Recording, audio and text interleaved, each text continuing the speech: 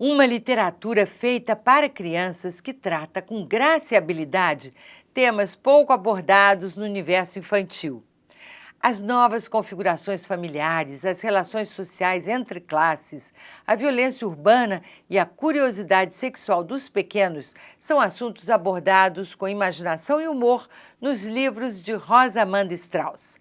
Ela é nossa convidada no programa de hoje, que tem ainda entrevista com Flávia Moretti, produtora do Super Fantástico, o Festival Nacional do Cinema Infantil. O programa Cidade de Leitores está começando agora.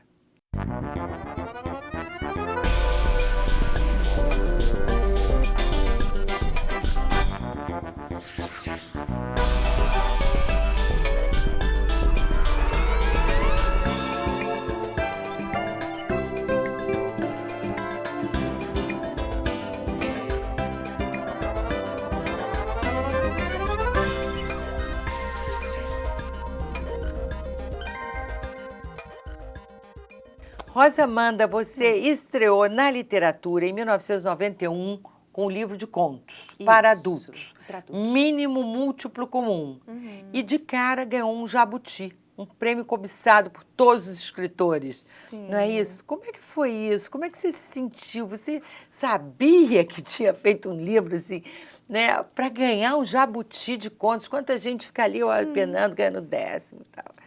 Quando eu escrevi esse livro, eu tinha 20 e poucos anos. E com 20 e poucos anos, a gente acha que a gente é ótimo mesmo. Então, eu nem sabia que o Jabuti era tudo aquilo. Aí, quando me disseram que você ganhou o Jabuti, quase que eu disse, é claro, né? Enfim.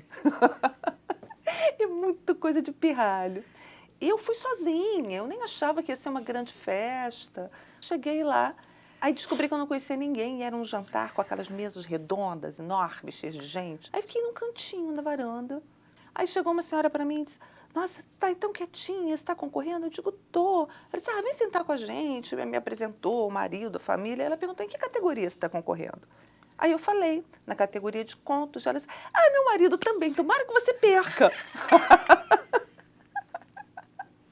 Então, assim, foi super divertido. Foi divertido. Olhando em retrospectiva, foi muito divertido, mas na hora foi um pouco desconcertante. Em seguida, seu próximo livro já foi de literatura infantil. E aí, o que aconteceu que você ficou na literatura infantil? Foi paixão por esse público? Foi o jeito que você gostou? A vida foi levando? Foi de tudo um pouco. Mas o que realmente me empurrou para a literatura infantil foi a necessidade de conversar com meu filho mais velho. Eu tinha tido uma separação muito difícil e naquele momento eu percebi que eu tinha que descobrir uma outra maneira para falar com ele. Aí você começou a pensar em elaborar uma história. Eu comecei a criar histórias. Criar histórias. E aí nasceu esse Mamãe Trouxe um Lobo para casa. Esse já foi quando eu comecei a namorar um rapaz com quem eu viria me casar depois. E eu não sabia como eu ia apresentar o namorado para ele e tal.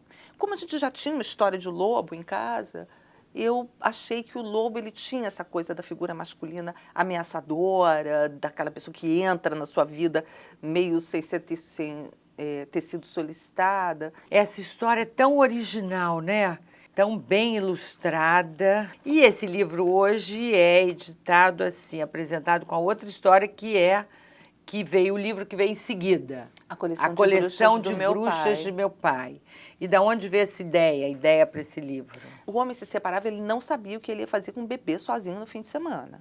E essa ideia nasceu justamente eu conversando com crianças muito pequenas, mas que iam passar o fim de semana com o pai.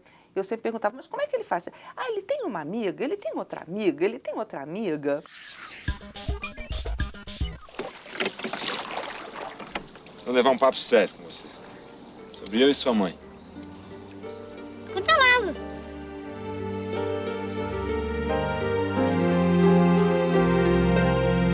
Super Fantástico é um festival de cinema infantil que foi realizado já no Rio de Janeiro, com filmes infantis e nacionais. Ele está na 3ª edição e a gente espera que esse projeto ele siga aí por muitos anos.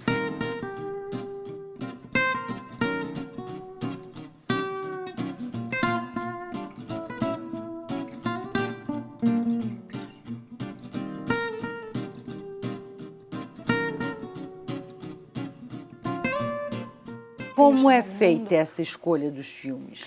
Então, o festival, ele tem longas-metragens e curtas-metragens. A gente busca sempre trazer elementos tipicamente brasileiros, seja do folclore, da literatura, do popular mesmo, nacional. Filmes premiados também em algum tipo de festival de cinema ou filmes que a gente não vê no circuito. Boa noite, Dona Yara. Já faz tempo que eu queria agradecer a sua bondade. Tem alguma coisa que eu possa fazer pela senhora? Tem sim. O quê? Quer casar comigo? Eu? Mas vem de todas as regiões do Brasil, vocês fazem essas procuras e tal? Sim, ele vem de todas as regiões do Brasil, justamente porque a gente quer resgatar a cultura popular integral, né, como um todo. A gente apresentou um curta chamado Disque Quilombola, que conta um pouco da região mais periférica, de como essas crianças elas estão inseridas naquele ambiente, né, e como elas trocam com outras crianças. E aí são elementos da cultura que são resgatados. Alô? Alô? Alô? Alô? Alô, quem fala? Quem tá falando? Mayra. Débora. Tolisson. Cleian. Vocês moram onde? Eu moro aqui no São Cristóvão. Nós moramos no São Cristóvão. Aí tem vaca? Tem vaca. E como é que o público em geral vem reagindo ao festival? Tem tido uma boa aceitação. A gente gosta sempre de divulgar na imprensa que é um festival a preços populares. R$2 é a sessão de cinema, por conta dessa questão de democratização mesmo do acesso e dá também a possibilidade do público em geral, quem tem mais renda, quem tem menos renda, de poder assistir uma sessão de cinema ou rever um filme que foi sucesso de bilheteria. Vida de moleque é vida boa, vida de menino é maluquinha, é pente altas, rouba bandeira, tudo que é bom é brincadeira. É pente altas, rouba bandeira, tudo que é bom é brincadeira. Menino Maluquinho é um clássico mesmo, né? Clássico. É aquele que a cada ano ele vai ter seu público, o público vai se renovando, né? As crianças vão crescendo e outras gerações vêm e apreciam o filme, não é? Na verdade, o Ziraldo, né, que é o autor do Menino Maluquinho, ele é um cartunista muito querido. Então, assim, antes do Menino Maluquinho tem a figura do Ziraldo, que é um grande mestre, assim, no cartoon. E aí, o tempo passou. E como todo mundo, o menino maluquinho cresceu. Cresceu e virou um cara legal. Mas um cara legal mesmo. E foi aí que todo mundo descobriu que ele não tinha sido um menino maluquinho. Ele tinha sido um menino feliz. Rosa Amanda Strauss, e esse Um Nó na Cabeça, que é uma história tão delicada e ao mesmo tempo tão diferente. De onde veio a ideia para esse livro? Eu tenho um primo que é esquizofrênico e ele desenhava muito, pintava muito. E depois de um certo tempo ele parou de pintar. E eu estive com ele e eu queria muito que ele voltasse a desenhar.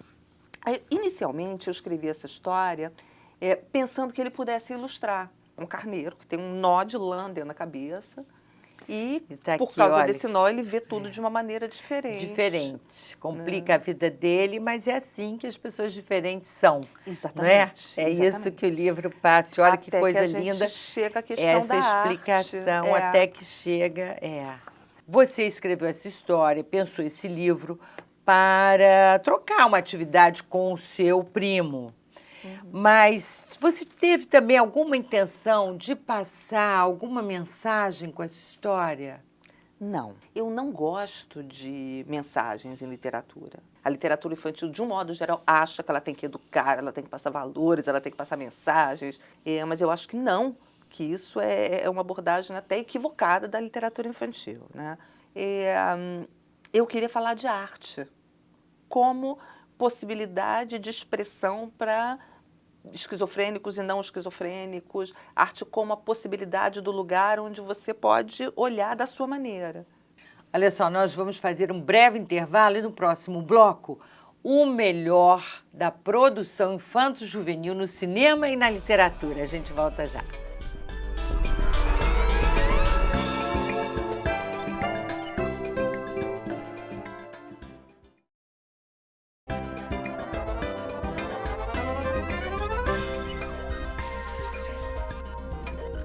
Voltamos com o programa Cidade de Leitores. Nosso assunto hoje é a produção infanto-juvenil na literatura e no cinema. Nossas convidadas são Flávia Moretti, que vai nos falar no decorrer do programa sobre o Super Fantástico, o Festival de Cinema e Animação, que apresenta uma programação especial para os pequenos, e Rosa Amanda Strauss, autora que trata com muito humor temas pouco abordados no mundo da literatura infantil. Rosa Amanda, agora vamos para a sua literatura juvenil, bem juvenil, que é um exemplo, o livro Wallace e João Vitor, né? Um menino de rua, um menino de classe média, e essas duas vidas se cruzam aí nos dois momentos. Como é que você teve a ideia para esse livro e se você teve, assim, algum medo de escrever sobre a diferença de classes sociais? Medo não tive nenhum, não. A ideia surgiu, na verdade é o seguinte, um bom tempo atrás, tinha um menino que pedia dinheiro lá perto de casa. E aí, um dia eu dei uma moedinha, outro dia eu paguei o lanche para ele e a gente começou a conversar. Ele se chamava Rafael e teve uma vez que eu estava passando pela rua e tinha um desses homens que vendem fruta, um cara muito antipático, por sinal. O Rafael se aproximou para pedir dinheiro para uma senhora. Ele ia pedir o dinheiro. Antes que o menino pudesse fazer qualquer coisa, o sujeito meteu a mão na cara dele. Aí eu fiquei assim, fui até lá na hora, fiz um escândalo com um homem, falei do Estatuto da Criança e Adolescente, que eu ia denunciar ele, fiz aquela coisa toda. Aí, de repente, o Rafael vira para mim, muito danado, estavam saindo as crianças da escola. Ele olhou e disse assim, se eu fosse da escola, ninguém fazia isso comigo. Aquilo me calou tão fundo, e para ele, aquilo era o fato de ele não ser da escola, era uma sensação de não pertencer ao mundo protegido. O que esses dois meninos têm em comum, além da idade, além de morarem no mesmo bairro, na mesma região? Eu acho que o que tem aí é que eu fiz esse livro procurando as semelhanças entre os dois, né? Que, na verdade, eles têm a mesma idade, eles querem comer a mesma coisa. Os dois estão perdidos diante do futuro.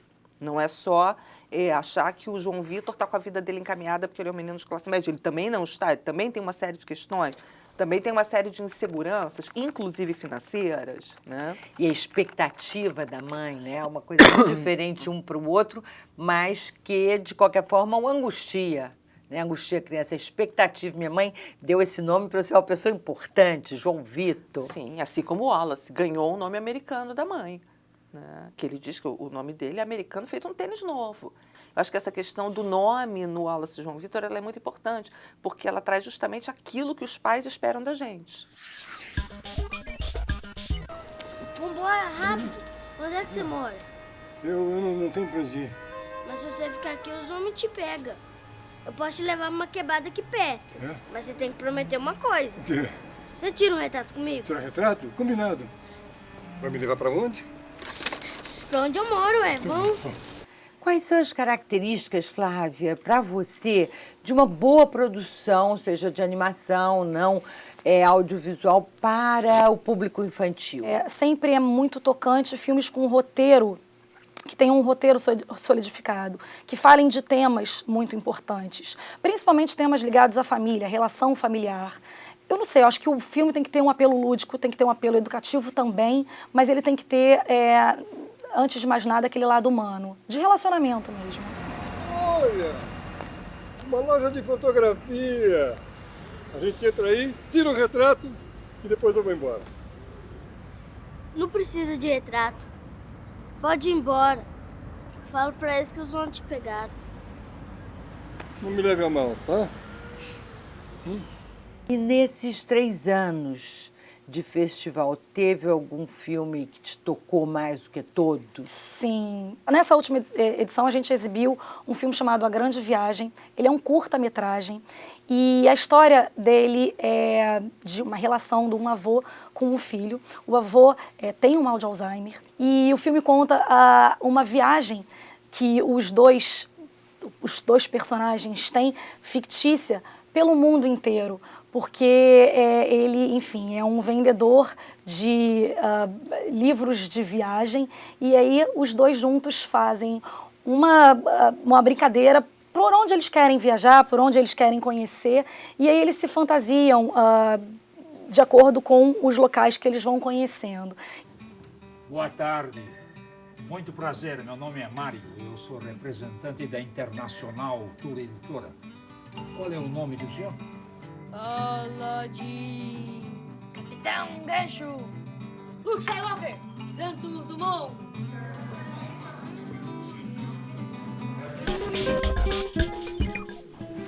Rosa Amanda Strauss, e esse seu livro, Sete Ossos e uma Maldição, que capa espetacular. Maravilhosa, essa do Ricardo Cunha Lima.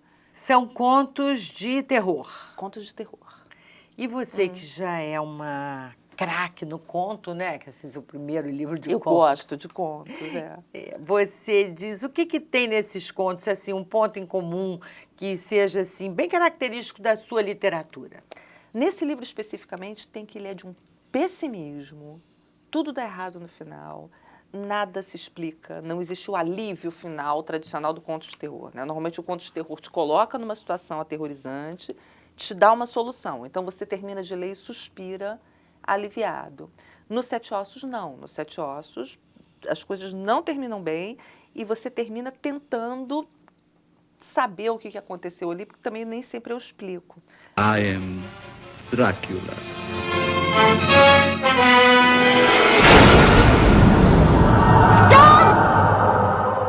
Tem o meu livro novo de terror, que vai sair no fim desse ano, que é até mais apavorante do que esse, mas o outro já é... Caramba, porque esse é... Esse é brabo. Não, mas o outro tá péssimo, realmente.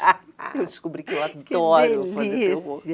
Rosa Amanda, e os garotos, seus leitores, eles gostaram muito desse livro e eles, né, promovem atividades com o livro, fizeram eles vídeos. Filmam, eles fazem vídeos, eles escrevem muito, eles fazem fanpages no Facebook. Acho que em termos de retorno espontâneo, é o livro que eu tenho mais retorno.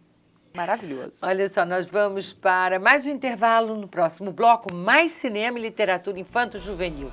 A gente volta já.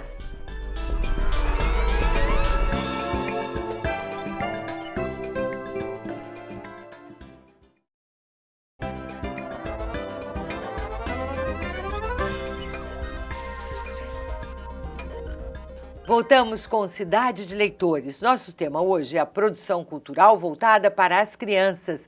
Nossa convidada é Rosa Amanda Strauss, escritora que se destaca na literatura infanto-juvenil com narrativas inquietantes e divertidas. E tem ainda entrevista com a jornalista Flávia Moretti, que fala sobre o Super Fantástico, o festival de filmes brasileiros que valoriza o folclore, a literatura e o imaginário infantil. Rosa Amanda, esse seu livro, O Herói Imóvel, é de 2011, isso.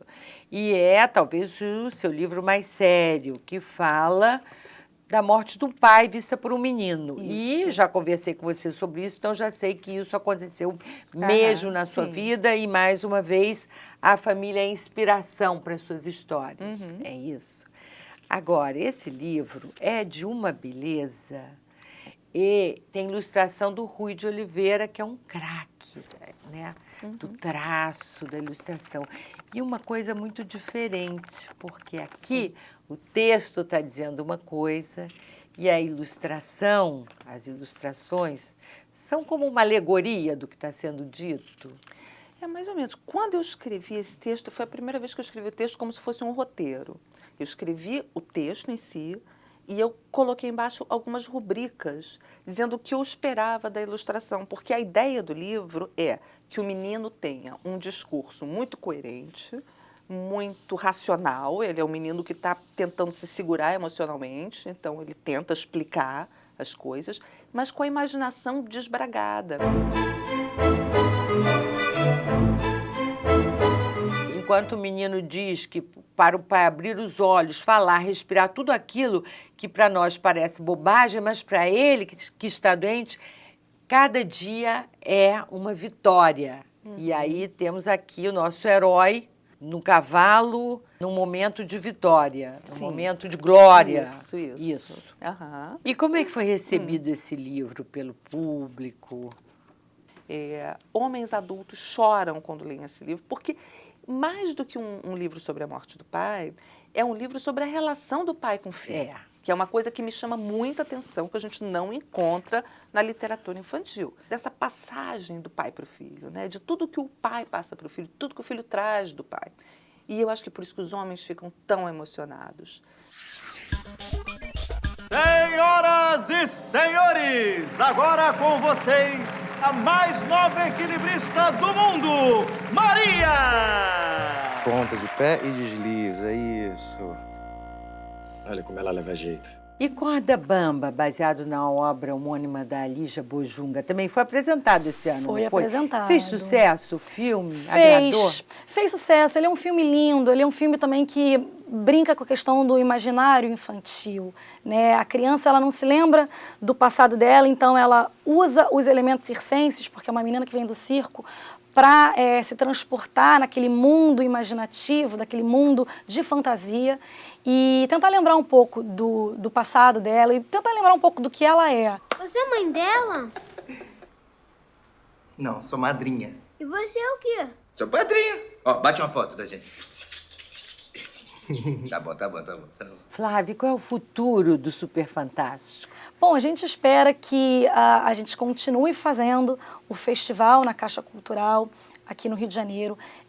Ele vai para Fortaleza também. E o nosso trabalho é ficar pesquisando novas produções, estar em contato com diretores que tenham produzido um conteúdo infantil e que queiram levar eles para as salas de cinema, porque o nosso grande objetivo também é ajudar a escoar e fazer com que as pessoas tomem conhecimento do que está sendo produzido. Ei, saca só, são as tias. Vem cá, meninada, que as tias querem prosear com vocês. Vocês? Mas aqui só tem 3. Mas larga a mão de se enrolar, seus moleques. A tia tem uns doces aqui pra vocês. Rosamanda, e esse seu livro sobre educação sexual? Pode ser isso? Poderia ser. Com ilustrações de Mirna Maracajá. Isso. Como é esse livro? Por que você fez esse livro? Também foi alguma coisa de família? Tudo. Não acredito, jura? Também. Tudo começa ou na família com alguma criança que eu conheço. Claro, porque a gente é o universo da gente, né? E eu parto muito da realidade. O Deus me livre, enfim, acho que talvez seja o meu filhote mais querido. Eu adoro esse livro. As ilustrações são primorosas, não é? Ótimas.